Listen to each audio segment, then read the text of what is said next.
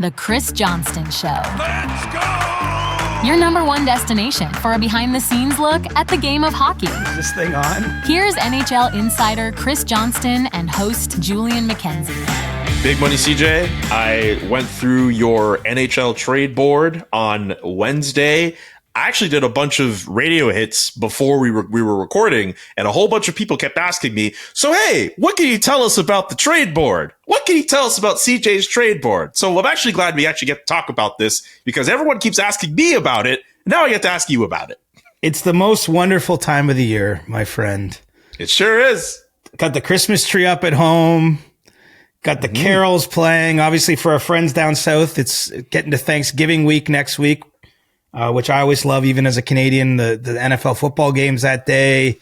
And it's weird. Like, you can almost, if you've been around the NHL as long as I have, and maybe you, like, I don't want to speak for you here, you start to feel something different as the season goes along. And this week, quite honestly, I just felt like the level of urgency go up just a notch. And it's because we're getting to a time, you know, not saying that an avalanche of trades are going to happen, because that would be a surprise. I'll be candid. But it is getting to a point in time, basically most teams around their 20-game mark. You know, there is that unofficial U.S. Thanksgiving idea. I heard Jim Montgomery, the Blues coach, say this week, December 1st. He's like, that's when I know what I have in my team. I mean, all these things point to basically we're in the window of time where no one can say whatever's happened is whatever trends are. They're not just a small-term trend. And so that points us to trades. And, you know, the way I led off that trade board, I don't know if you read the little blurb at the top, thanks to Hart Levine at Puckpedia, 36% of NHL players this season have some form of trade protection in their contracts, which is a big factor in these trades. And a lot of players that are listed on the 25 that made the initial trade board list are included among those players. I've heard from a number of people talking around the league this week. They'd love to make trades. They're finding it hard to make trades. But we're almost getting there. We're getting to trade season. And so I guess this is the first official. I think last year I did 8 or 9 different versions of the board on the way to the deadline. So this is the marker in the sand, and we'll see how talk evolves from here. And obviously I'll reflect that with how the board looks. Be sure to check out the trade board at The Athletic if you haven't done so already. I'm not going to go through every single name on the board, but we should at least start with the top 5. Rasmus Andersson, his name has been linked, has been in trade talks for quite some time. No surprise, he is number 1 on your board. Let's start with him. What are you hearing about him and his placement on the board? Sure. And look, I think it might be helpful if you're listening to the pod to understand what is the trade board, right? It's a blend of art and science, I would say. And, you know, some of it is, it's, you know, because they're different types of players that are listed. It's like, how can you put them in any kind of order? I mean, some of it is feel. In this case, I feel like the person you have at the top of the trade board, it's either got to be a monster name that is prominent in trade rumors. So at points last season, I believe we might have had Elias Pettersson first, if not first, second. But, you know, that was, you know, there was very real trade talks around a star player in Vancouver. He didn't end up getting traded, right? So, or you want to have someone that you are very, very certain is likely to be traded in the period that your board's reflecting. And that's where Andersson falls. You know, obviously been a tough start to the year for the Calgary Flames. And, you know, if you want to look for trends, I know we're not going to hit on every name.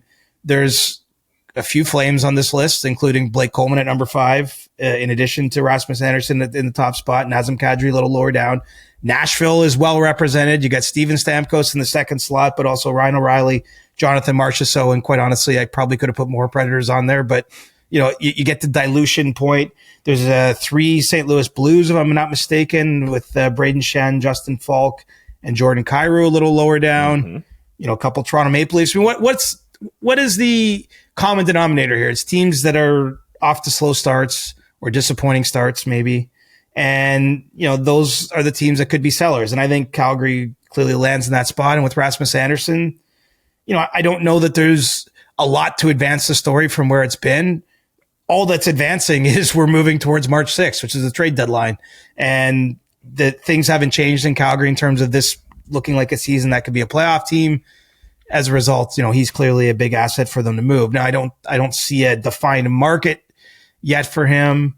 I don't know what it's all gonna, you know, how it's gonna shake out. You know, that's the key thing to underline with this board. It's really trying to frame up where we see the trade activity sort of players of note that it's going to surround as we get closer to the deadline.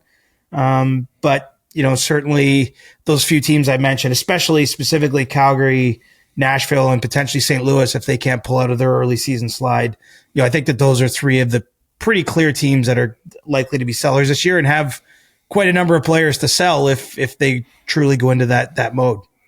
So Rasmus Andersson, that name's been out for some time. Nazem Kadri, that name's been out for some time. I'm intrigued about Blake Coleman being in your top 5. He's actually on number 4 on your list. Number 5 being Yegor Chinakhov. Columbus is also represented on this board, I should mention. But Blake Coleman, who's won Stanley Cups before, actually with Steven Stamkos. And I think that's a guy who, if you're already a contending team, you add this guy onto like your third line, I think he would fit really well in terms of his two-way play, particularly I think defensively, if you put him with a really good defensive center. Really intrigued to see his name here. Not surprised, but I totally see a situation, especially with where the Flames are going, where he gets moved. Absolutely. Yeah, and the interest has been strong in him. And it's been a lot of teams, I think, just sort of kicking tires and trying to get a sense of, where the Flames are at, what it might, starting to line up like, hey, if you're going to do some things, that's a guy we got our eye on. And, I think it makes a lot of sense, right? I mean, big names always sell, right? Sexy sells in anything in news. And sometimes, let's face it, big names become the big trades. Like Brad Marchand, probably reflecting last year's deadline, was the most impactful trade made, I would argue, at the deadline period last year by Florida, bringing him in, given what he did. And he was a big name. But sometimes the players that move, including actually once upon a time, Blake Coleman, when he went from New Jersey to Tampa, which wasn't necessarily a big name, but had a huge impact on that Lightning team and was part of what was an incredibly effective third line at the time with Yanni Gourde and Barclay Goodrow. I still think Blake Coleman's seen that way. He's still seen, even though we're talking 5 years on now, nearly, he as a player who can, impact, I think, on a good team, a third line, and, puts up some offense, kills penalties. He even contributes a bit. If you look shorthanded, he's liable to score a shorthanded goal. Oh, but yeah. His 200-foot play is a difference maker. And, the Flames don't have to move him at this point in time. He has another year on his contract. So this isn't a slam dunk. You have to do it. But I think he's going to have a lot of, I think he'll get a lot of attention just because of sort of the combination of what he still does in his on ice metrics and what he's done in the past, and still an affordable player, and Calgary's likely a seller. So you add all that together. That's why he ends up so high up the list. And, I think that he'll be could be one of the moves of the deadline if it ends up happening, just because even though he isn't the biggest name on this list, someone like Steven Stamkos, his former teammate, headed to the Hall of Fame one day, but maybe at this point in time and how the acquisition costs look and everything, he might end up being more impactful or maybe more easy even, frankly, for a contender to put in their lineup because, I think he can play a little lower down. His cap hit isn't as significant. And, I think he fits a certain role that can be of use for a team looking to win a cup. Moving away from Calgary, unless there's anything you want to add with that team, I do want to get to Steven Stamkos. No, let's go to Nashville. I mean, I think Nashville's the most interesting team in the league right now in some ways. Oh, yeah. As much as Calgary, I do expect to be a seller and they're well represented on the board. I mean, the Predators have made it known they're open for business. We touched on this a couple days ago on our show, but, I think that they are anxious to start selling soon. I can't say that about almost any other team in the league. I think that the market does lack sellers to a degree at this point in the early days of the season. But Nashville coming home from Sweden, being where they are for a second straight year, I think there's a lot of pressure mounting internally, and really they have a year and a half's worth of results here, Julian, from where, when you think of the big July 1st, 2024, they signed Marchessault, Brady Shea, and Stamkos, and they were surprise kind of playoff participants just prior to that. They have a lot of data now, a lot of examples to realize, do you know what? That wasn't, that didn't work. And it's probably not going to work. And we have an old team here. And so they've got players to move. And, I think that there's a fairly high degree of desire to get some of that trading going here as soon as they can find the right dance partners. If you were an NHL GM right now and you were looking to contend and you were looking to swing for the fences, would Steven Stamkos be high on your list, considering the fact that he's 35, an $8 million cap hit, 4 goals this year in 20 games? I think only one of those points might be at 5-on-5, but also it's Steven frickin' Stamkos. Here's what I'll tell you. It's my understanding there's actually maybe a little more trade interest at this point in time in Marchessault than Stamkos, believe it or not. Interesting. And I mean, look, Marchessault is also a former Conn Smythe Trophy winner. Some of that might be cost, either acquisition cost in terms of what you're potentially giving up. Plus, he's at a $5.5 million cap hit. It's a different thing. Now he's got an extra year left on his deal beyond Stamkos, so there's a little more risk there. But, I actually think Marchessault might have a little bit more of a market at this point in time. But I would say for both players, one thing that is true is they were both signed as scoring wingers, and just the roster makeup hasn't always made sense in Nashville, hasn't been built around, and I'm not saying it should be built around those two guys, but it hasn't. They haven't been in a position probably to do what they do best. And that being said, Stamkos had a down year last year at 27 goals. Marchessault had a down year last year at 21 goals. They still were, pretty productive players. And when you look at their wider resumes, I think there's reason to believe both could get back to closer to what they were before they got to Nashville than what they've been since. Now, that's a bit of article of faith, right? It's hard to know. But I think if you have the right situation, I think both players hold a certain appeal. Might be easier to move Marchessault in this moment, but look, things can change too. And I'm with you. I can't get past the fact that it's still Steven Stamkos. I mean, I don't think he can be judged just on, you have to judge him on his points and things like that from this year in 20 games as a Predator, and it's a pretty sharp decline from where he was even in his last season in Tampa. But you've also got 17, 18 years of history there. And, there's not a lot of guys, he was a captain of a team that went to 4 Stanley Cup finals. This guy knows a big game, right? And honestly, I thought he might have been at his best, frankly, in the cup they lost to Colorado. That playoff run, Stamkos was amazing, just doing everything for his team. And so I still think he'll be an attractive. It won't be for everybody, but I think that he will be an attractive ad for somebody. Assuming you can get everything right. Can they? Are they going to retain some money on the contract? Are they going to, if you can line all that up? And then the big thing you have to point out is both players have no movement clauses. So, yeah. I'm not saying they wouldn't accept moves. I think they would under the right circumstances, but it's also got to be the right circumstances, the right cities. They have a favorable tax situation in Tennessee. I'm just saying that could be a factor if it's a city or a jurisdiction that the players aren't wild about. Are you going to sign off on a move to a place where you're not sure if it's going to work and you're getting taxed 15% more per year? It will be a factor. Hate to make things about taxes, but there is a reality to this business. So it matters. It does matter. Anyway, it's a long way of saying I don't have any reason to believe anything's imminent, but Barry Trotz's cell phone is on. It's charged. And, I don't think a lot of teams have to dig deep in their scouting reports to know who Stamkos is. I think they would just be there's a pretty high level amount of discussion about, is he the right fit in our dressing room? Do we think we can, is our roster constructed in a way we can get more out of him than they've been getting out of him there? Is it something he's willing to do? These aren't easy trades to make necessarily, but I really do believe this is going to be a season where the Predators do start, selling off some reasonable sized names and big players off the roster.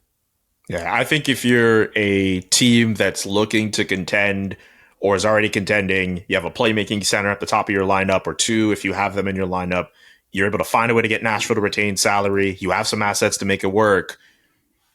I get the stats don't support Steven Stamkos, and I like Jonathan Marchessault too as a guy, but I'm doing all the homework possible on a guy like Steven Stamkos to just kind of support the fact that getting him into your team would make a lot of sense. Like I'm not ready to throw out the idea that he's not worth taking on. If this is like someone who's like a mid-level player who got hot for a couple seasons and you're looking to take a chance, I understand. This is a future Hall of Famer in Steven Stamkos, who if you put him with the right guys, he's still able to put up goals. What does the trade look like is kind of my question, is how do you make it make sense? You know what I mean? Because there's a lot of risk in the deal. You know, someone pointed out to me today, who's not tied to the situation anyway, so this is not a report, but someone said, hey, wouldn't he look good in Toronto? And I was like, I don't know. Are you sure?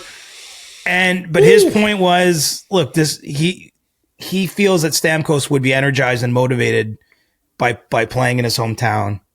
You know, I'm not at all suggesting the Leafs are in on that. Like, I think if anything, they're focused on their defense, as we've talked about. But you know, there are places that I think it could make sense. It's just, I don't know what those deals look like.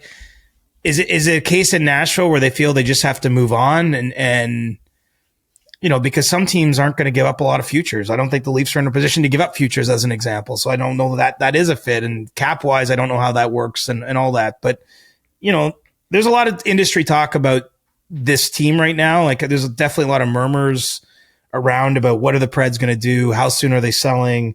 Where do these guys end up? You know, because, you know, there's pretty established veteran players that I think can be great fits somewhere else. I mean, Ryan O'Reilly, I mean, how many teams are going to be looking for a center, right?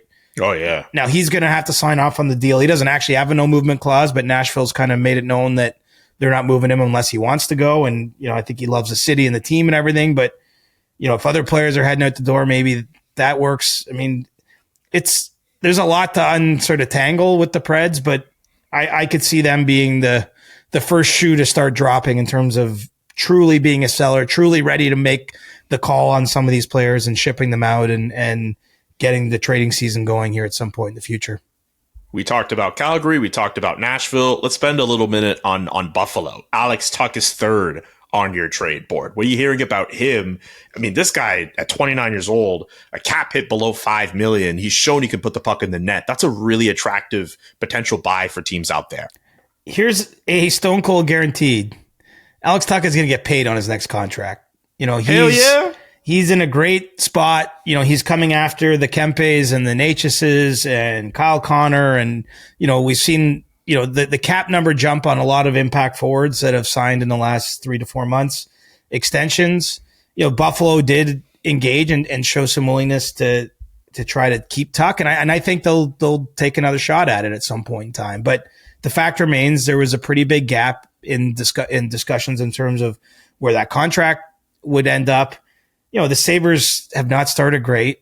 You know, I know they had a big win over Edmonton here in recent days. Like the Eastern Conference is wide open in some respects. Like, it's not a lot is sorted right now. So I'm not going to say that their season's lost by any means, but I think that there's a focus there on literally every game, just trying to win. So maybe they're not as focused on this. That being said, off to the side, I know there are a number of teams that are highly interested in Tuch, that are wondering if they can get him out of there, if they could get him signed. You know, probably for some of the same reasons we've kind of hit on these teams. I mean, it's not going to be a great year in free agency in 2026 based on the names available. Tuch could still wind up through all this, maybe being one of them, depending on, you know, what happens with his season if he signs an extension ahead of there. But, you know, really where I think things are at now is Buffalo as an organization is focusing everything they can on trying to win games and improve their spot in the standings. I think in the background, there's an idea that they'd like to keep Tuch still if they could. Tuch, as far as I know, is open to that. But at the same time, this isn't a hometown discount kind of situation, even though he is a Western New Yorker. I mean, this is someone who's, you know, even as things have not gone great for the Sabres, is still almost a point of game player, I believe, at this point in time. You know, big, skates well. You know, he'll be a real asset if they truly get to trading him. I don't think the Sabres are at the point where they're seriously ready to do that. But, you know, they have to be having those conversations and starting to think about what it might be. Because, you know, there's the possibility they're sellers at this deadline. They haven't made their mind up on that on November 19th or 20th. But, you know, it gets late early around this league, and So I think that's basically my best understanding of where things are at. He's so high on the list, though, because he's a very attractive trade candidate if the Sabres get to a point where they feel they can't sign him, where they don't want to pay him what he's worth, or maybe, as things go along here, it could always come to where he doesn't want to sign there, where he's just thinking like this, it's a short career and it's not working out. So, it's a bit of a delicate dance with a lot of moving parts, but the one certainty and the one thing Alex Tuch can feel good about is he's getting a big raise next time around. It doesn't matter where he signs that next contract. Absolutely. I don't know why I got as excited as I did when I said hell yeah, but he definitely will be getting paid. Well, what is it? Is he 485 now on his cap hit? I believe it's 475. There you go, 475. 475. Yeah. But no, he should get paid. He probably gets the $10 million, man. I mean, it again depends on the circumstances, depends how long and all those. But it would not. I'll say this: it won't surprise me if his next contract starts with a 10. You have two Toronto Maple Leafs on this list. Brandon Carlo at number 9 and Morgan Reilly at number 25. Very intriguing to see the Leafs potentially be sellers, depending on how this year might go. But why those two guys on the list? Yeah, they're almost not there as with the Leafs contemplated in a seller perspective. It's more about, I think the Leafs have had to really, with their struggles here, and I know we'll go a little deeper. Brad Treliving, met the media this week. But I think they've had to start to reimagine how they could pivot on the fly, shift things up, maybe move a player out to bring someone else in. Like, how can they change their mix where they're not just selling necessarily to get a draft pick? And so I think that two of the candidates potentially are the two players on the list. That's why they're there. To some degree, there's definitely been chatter in the marketplace about those guys. It's not a guarantee by any means that either player is traded. I mean, specifically, we'll start with Reilly. He's 25th out of 25 players on the trade board. He's got a full no movement clause. He's been in Toronto since being drafted by them in 2012. No indication, zero indication. Couldn't be actually less of an indication he would ever want to leave. But, if this season doesn't get back on track, I mean, you can't rule out the possibility they're looking in that direction. Carlo's a little different. He was picked up at last year's deadline. He's still signed through next season.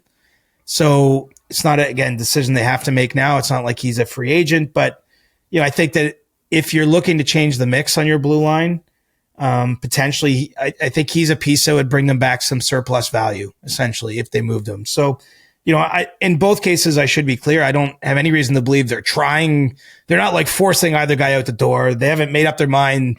One or both have to go. But I do think that the Leafs, based on where they are to start this season, and really how disconnected their blue line has been, I think they have to consider who they might swap out when you're talking about who they could bring in too, right? Because it's a cap world. It's you can only have so many roster players. You can only have so many contracts on the books, and you can only have so much money on the books. And so that's why they're both there. And they're also both there because I don't think it's impossible either player is traded before March 6th. We're just trying to give you a sense of where things are at. So I think that's the best way I can put it. Obviously, Carlo in this moment is out injured. It's a long Leafs injury list, but he's on it. And, we'll have to see where things go. I mean, maybe it's so funny how, like, in season, like the Leafs picked up Troy Stecher on waivers, not necessarily a move that is going to make big headlines, but, he had a really nice debut for them on Tuesday in their win over St. Louis. Maybe that, even just a small addition like that, maybe that helps change the mix in a way that gets things going in the right direction. But, the Leafs being where they are in the standings, how they played under the hood is the bigger concern. Management has no choice but to consider, I think, more fundamental changes to the roster. I'm not talking about the absolute top guys, but, certainly on the blue line, I think they have to look at what could make sense. And that's why both those guys are there now. Anyone else on your trade board worth mentioning? I didn't even get to Yegor Chinnikov, who's number 5 on your list, but also anyone else worth mentioning you have a thought on before I move on? Just a quick thought. I think St. Louis, if I said Nashville's like the one team that is ready to sell, I don't know if St. Louis is fully ready to sell, but obviously that they've, this is something Doug Armstrong is not, no one's happy with how the season went. I mean, they were through Toronto this week. Even seeing Jim Montgomery meet the media, like he seemed really down. I mean, it's been a tough, losing is hard in the league, right? And that was a team that had one of the best records, if not the best record after the Four Nations last year. They made their way into the playoffs. They had pretty high expectations for this season, and just the sheer number of individual players underperforming is high. They're allowing too many goals as a team. They've won 6 games as of this recording. And while they have picked up some overtime loser points to at least have things look a little better in the standings, I mean, it's rough there. So, I would point your eyes to Shen and Falk. Kyrou is maybe more of a long shot just to get another player with a no movement clause, but a player whose name has been out there. I mean, I think that they're going to look at making changes that they'll be forced to if they don't turn things around quickly. And so I think that's another team to keep an eye on. And when we do the next version of this trade board, there might be even more Blues on there, depending on the results of the games they have in the coming weeks. Be sure to check out CJ's big board for trades up at the Athletic website. I know the name's not big board for trades, but it just worked out with the way I was saying it. The big You can call board, it whatever you want, man. I just love calling it the big board. I think the big board is just like a cool name that just works for like a trade board. Like I'm just used to calling it a big board. Like other guys have called it big boards for other different things, whether it's trades or like making certain like predictions or picks. But like big board for me works for this. Well, I appreciate that, buddy. I like calling it the big board too. Makes it feel important. And look at it. It's a lot of work, honestly. And again, it's a mix of art and science. I almost wish there is a universe, and I'm serious with this, where it could be updated every single day, like just a notch here or there based on like things that I pick up in conversations or what I hear or what's happening on the ice. We're not at that stage yet, but I believe in my career there will be a time where it's like updated in real time constantly from, say, a point like this in the season right through to March 6th. So I think that'd be super sick to see like play out. Like you just have it like an interactive board that just switches up in real time. Like it'd be, oh yeah. I wish it, honestly, I kind of wish it was, because I would say the hardest thing ever is hitting publish. Because, I think, I don't know, it was about 2,800 words, I believe, what I filed there. Like it takes not a long time, but it takes a fair amount of time to compile that information, to write it all.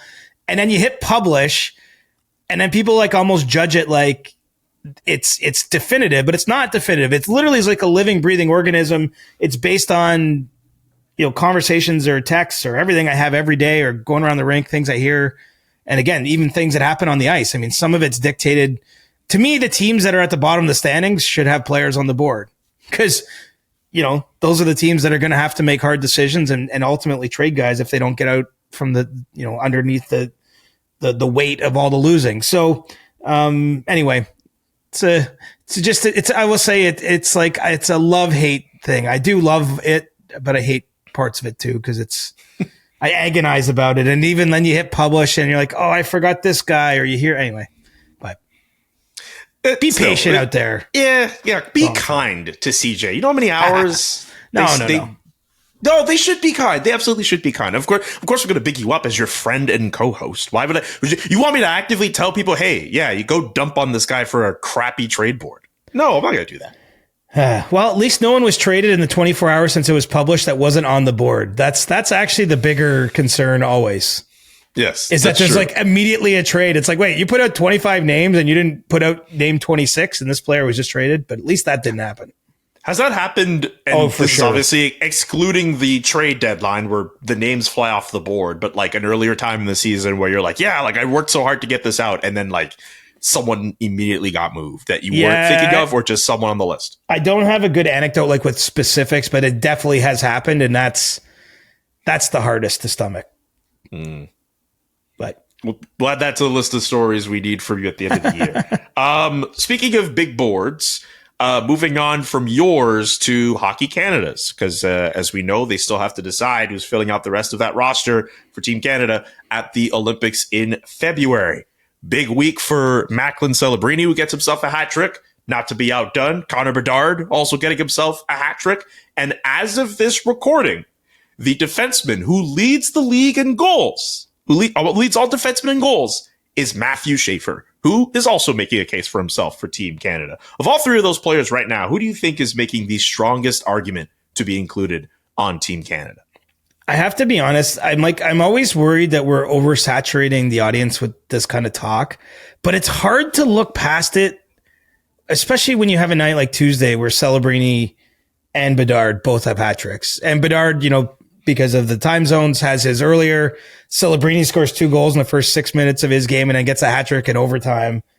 Like it almost, I know they don't even view it this way. They're actually friends and, grew up together to a certain degree, with at least while Celebrini was still in Vancouver as a kid before he moved down to California. But, they're not rivals, but like it almost feels like seeing players go back and forth, right?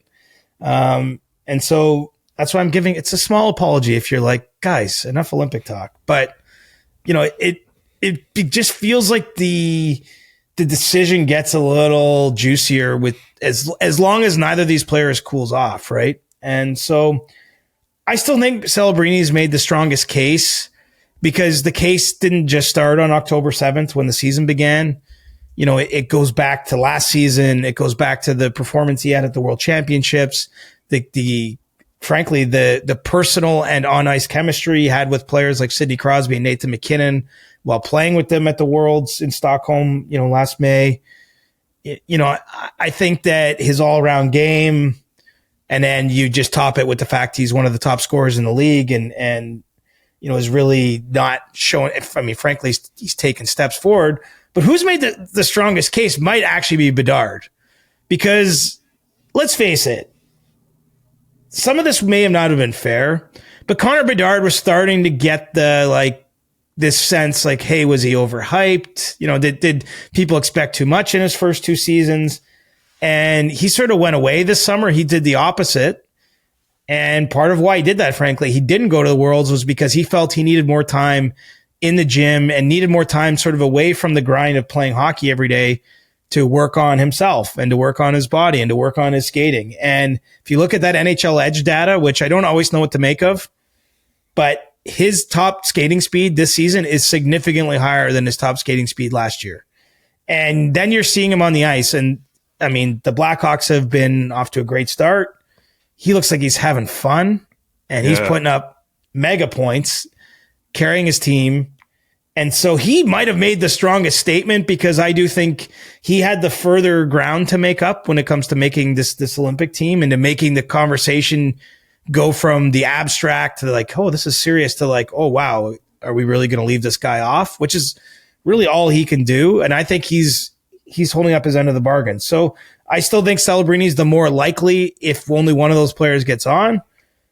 But man, each passing week, when Bedard keeps being one of the stars of the entire league, it's hard to ignore what he's doing. And I can tell you, they're not ignoring what he's doing. They're paying attention, and, he's going to factor into those discussions. I just don't know if he can do enough. I don't know if they're galaxy braining it and worried about roles too much and things like that. I mean, that's always the possibility with something like a Team Canada, where they have so many potential forwards that could play for that team.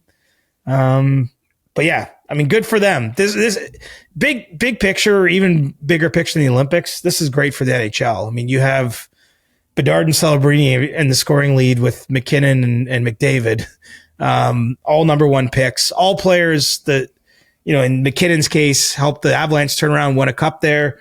In McDavid's case, clearly helped the Oilers turn around. They've done everything but win the cup there.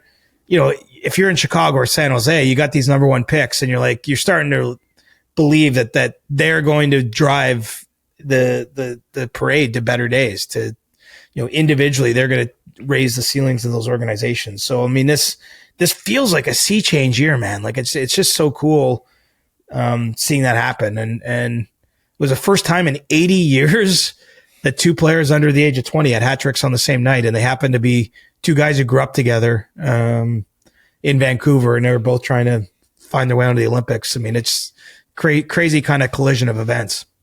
I just wonder, I feel for Macklin Celebrini, the fact that he had that time with Hockey Canada at the World Championship earlier in the spring, it feels, I don't want to say, he obviously has to put in the work to ensure his spot on this team. I just feel like Connor Bedard, and this is just from an outsider's perspective, it feels like he has to do all that work to keep himself from being on the outside looking in. I'm just curious from your vantage point, what more work does he have to do beyond being in the top 5 in scoring to really cement his place? Well, he's got to be so good they can't leave him at home.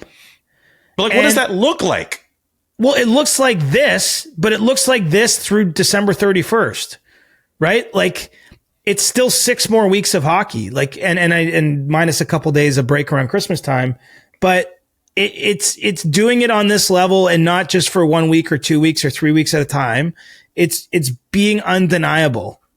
And so, you know, everyone's right to be talking about like he should be on right now. Like that's not an incorrect opinion. But the one caveat is always, well, they don't pick the team today. And, you know, if he gets on, it's going to be entirely based on his form, essentially, of this year, right? Other players have some benefit of the doubt. Other players have won Stanley Cups or just have longer track records of success. So even if, their point totals this year aren't amazing, they're being judged on a longer sort of time period by Hockey Canada. Both Celebrini and Bedard, they've not played a big game like at the top level of hockey yet. It's just because they're so young. It's not because they're not. They're both probably going to play so many big games and you know, write themselves into the long history of the sport, you know, with enough time. But they haven't had time to do that yet, and they get drafted first overall by teams who finish right near the bottom of the league, right? So they get drafted on the teams that aren't playing big games, and so it's not all their fault. But I think for Bedard, what it means is, you know, and the same for Celebrini. Sorry, it's not like he's on the team. I just think he's got the inside edge on a spot on the team because that's what I was trying to say. I think he's closer to the inside track than Connor Bedard is. Yeah. But I mean, both of them have to, you know, they're only halfway around a track right now. You know, if you think of like a 400 meter running race or something, I mean, like they're a meaningful enough distance in and they're looking good and they're right at the front of the pack and you're like, okay, this is a real thing, and that's why you and I are sitting here talking about it. And I know a lot of fans were and have been over the last number of weeks, but they're not there yet. And if the Hockey Canada's meeting for a few days in early December 6th to 9th. Mm-hmm. So if they're still really good, then like if they're still at the top of the league, like then it gets more real. And then the final picks have to be in by the 31st of December. Like if I was those players, and then quite honestly, if one of them or both of them don't get picked, you also have January to play well, because if there's an injury, you know, they're still going to be scouting just in case there needs to be injury fill in. So, you know, I think the best way to approach it, I don't know. I mean, these guys are elite athletes, so they're probably good at compartmentalizing their feelings and their thoughts, is almost not to think about it and just to keep kicking ass. Because if you keep kicking ass, eventually they can't deny you, right? And it could be fascinating. Like it has some rings to 2006 for Canada, where at that time, and I don't even necessarily blame the decision makers, but Canada had won its first men's Olympic gold in 2002 in 50 years. Then they followed up in 2004 by winning a World Cup of Hockey with a lot of the same players. And it gets to the 2006 Turin Olympics. Hockey changed around that time too, right? It went to more skill, right? And Team Canada kind of stuck with a lot of the loyal soldiers, and those players had either just gotten a little older or the rest of the world had gotten a little better. And, you know, they left Sidney Crosby at home, which, you know, looking back it's a hard decision to make, like based on every other moment of Sid's career from that point forward. Could this be something similar? I mean, I don't know. But I do think that there's a danger there. It's going to be a hard call, because as much as we might say these guys have to be on, the real conversation is who are we taking off?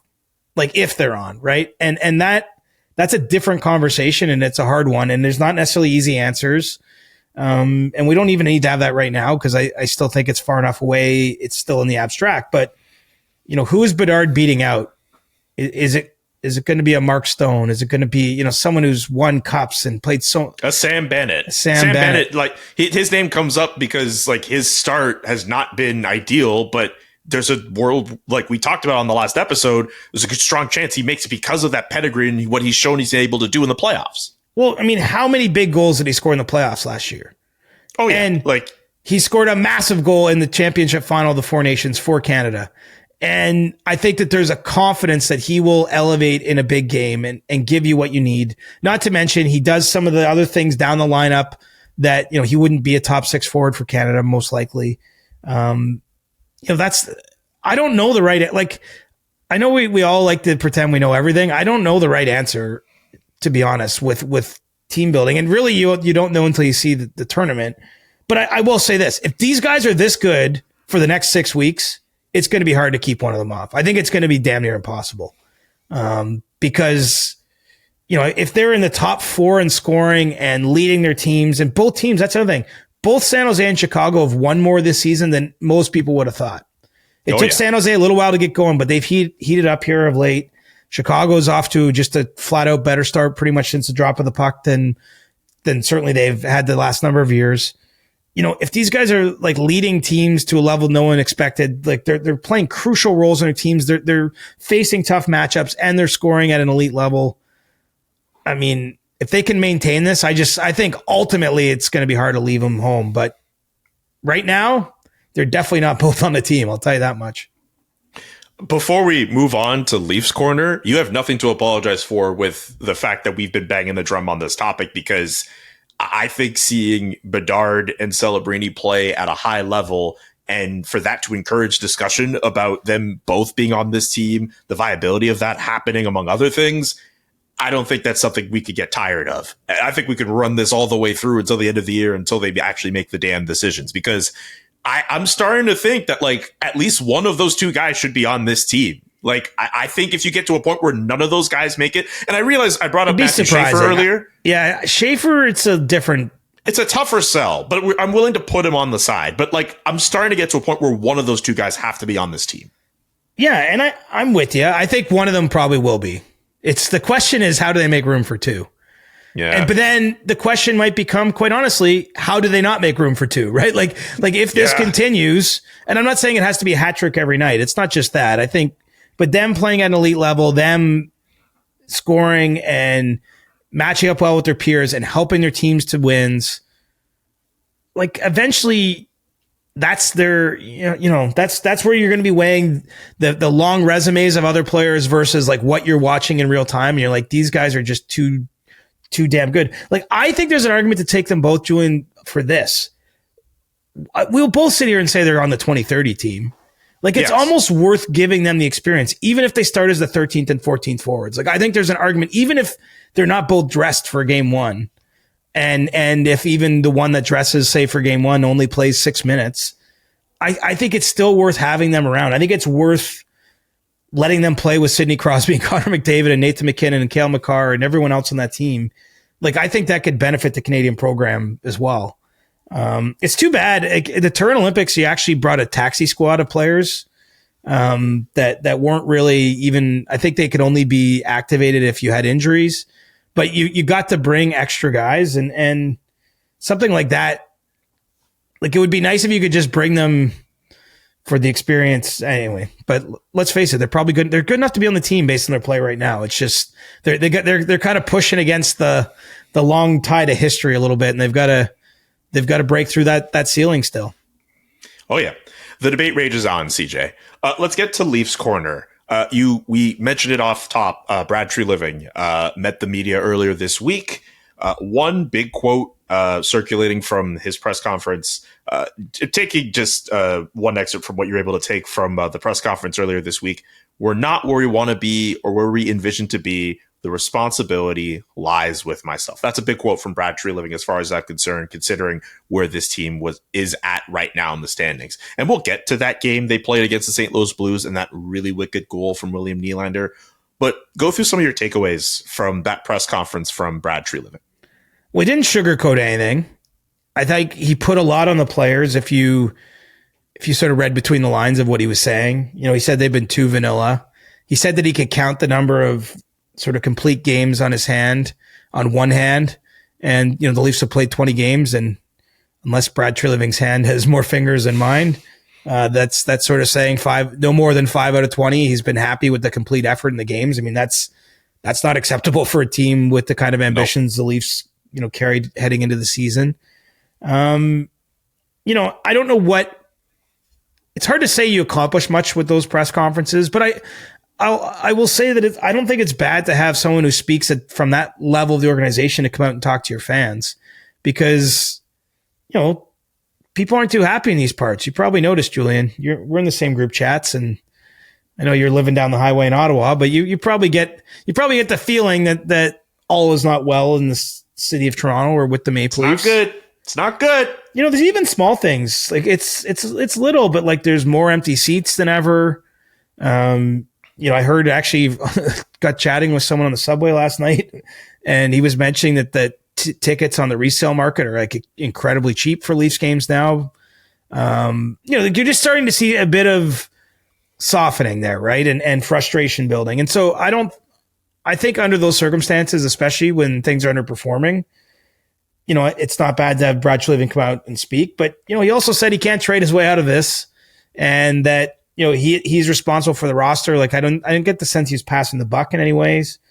He gave I almost said Sheldon Keefe. Oh man, Craig Berube a sort of vote of confidence, which historically isn't always great for coaches, but I do think in this case some people might be getting a bit ahead of themselves with Berube, given how little tenure he's had in Toronto. It was an interesting morning, and they did it just because of some scheduling issues on Treliving's end, but they did it on the day of a game, which kind of felt it just kind of felt weird, right? And it was for as big of a media event as you can have these days. The media world is getting smaller, but there's 7 or 8 cameras there. A lot of news cameras. It wasn't just the normal sports folks that would be covering a morning skate. So I think it's a reflection of how urgent things are around the Leafs. And then, this is almost entirely to the side. It's not part of that bigger conversation, but all of a sudden the Leafs have 7 regulars out of the lineup. And so, they're also swimming against the current that way just because they've had the injuries pile up here of late. Although, Treliving also mentioned that wasn't an excuse for where they're at in the standings either. Yeah. What did you think of how the Leafs responded later on that night with an overtime win over St. Louis? And I get where St. Louis is in the standings, but you have a 5-game losing streak. You need something to get your team going. And then John Tavares pulls off a hell of a play, holding off defenders off the wing, that kick pass. Eventually the puck gets to William Nylander, who does his thing, and then he scores. What did you think of how they played after that? Well, I thought it was their second pretty good game in a row. We mentioned this, but the Chicago game on Saturday, there was a lot of positives in there, even though they lost it and didn't get any points, and points are what matter right now. But from a process standpoint, the way I look at it is the Leafs have played better in the last 2 games. Still not perfect, but they've played better. Joseph Woll looked pretty good, all things considered, and those were his first 2 NHL games since last year's playoffs because of the layoff he had. And, even Troy Stecher, I mentioned, like he brought a little energy. They played Jacob Quillen on just the second NHL game. He brought a little something to the lineup. Like, I think if you're where the Leafs are, you're looking for just small ideas of momentum shifting, right? Like small little boosts where you can find it. And then that was a major boost they got in overtime. I mean, William Nylander, not many guys in the world just score that goal. Not many players are able to protect the puck 1-on-3 the way Tavares did in time for Leafs to get that change and what he did to kick it out. I mean, for sure, the Leafs' 2 best performers this season have been Tavares and Nylander.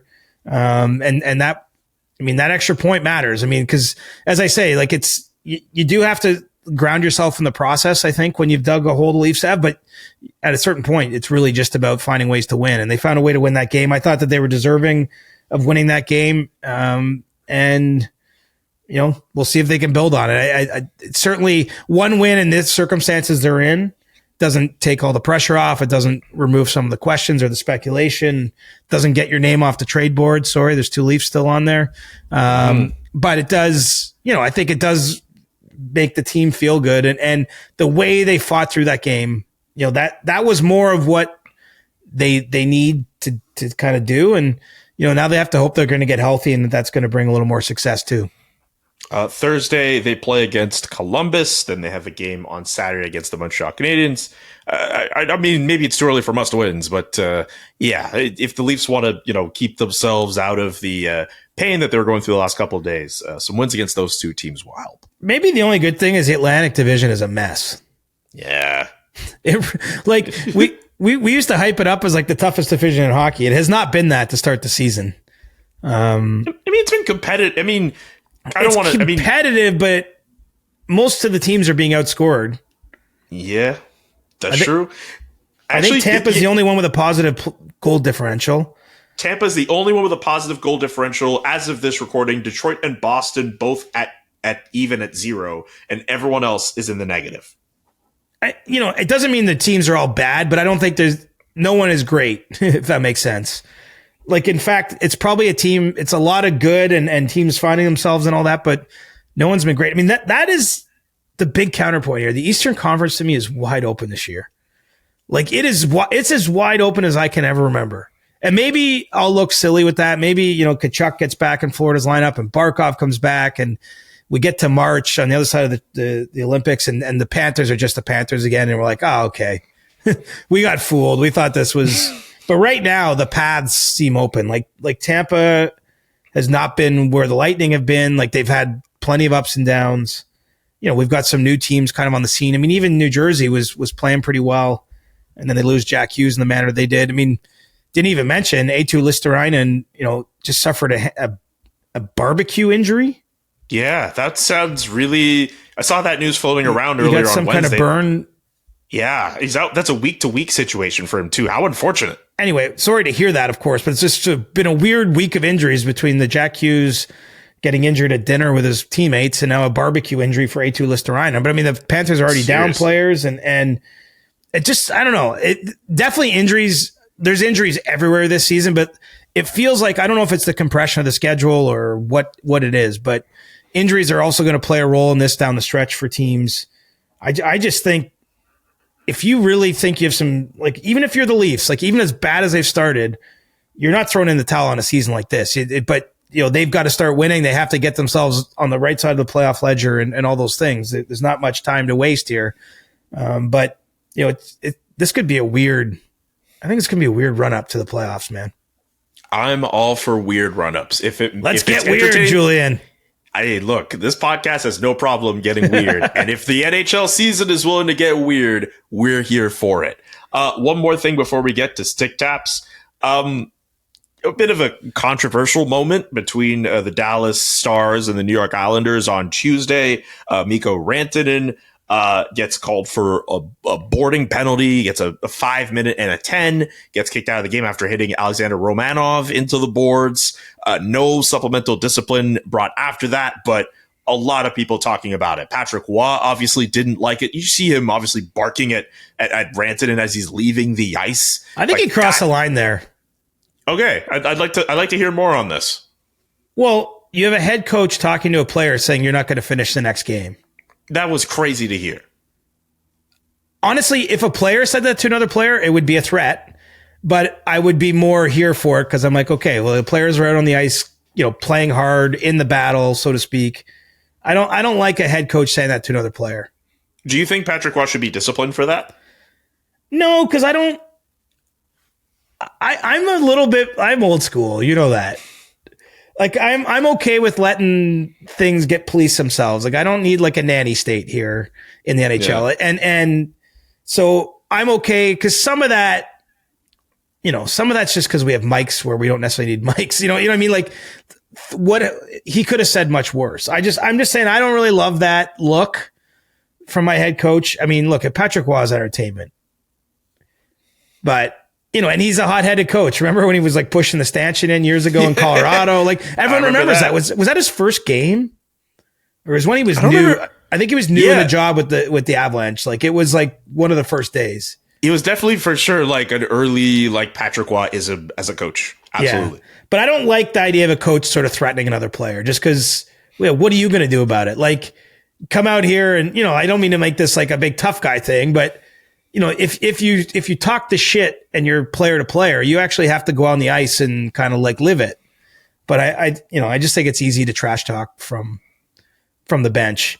As for the hit, terrible play. Like, unfortunate. I don't like seeing it, but I have no problem with the ruling here. Like, he is barreling down the ice. Obviously, we can understand why. If you watch the play, like he's coming in to chase the puck. There's contact pretty clearly with Mayfield, and he loses control.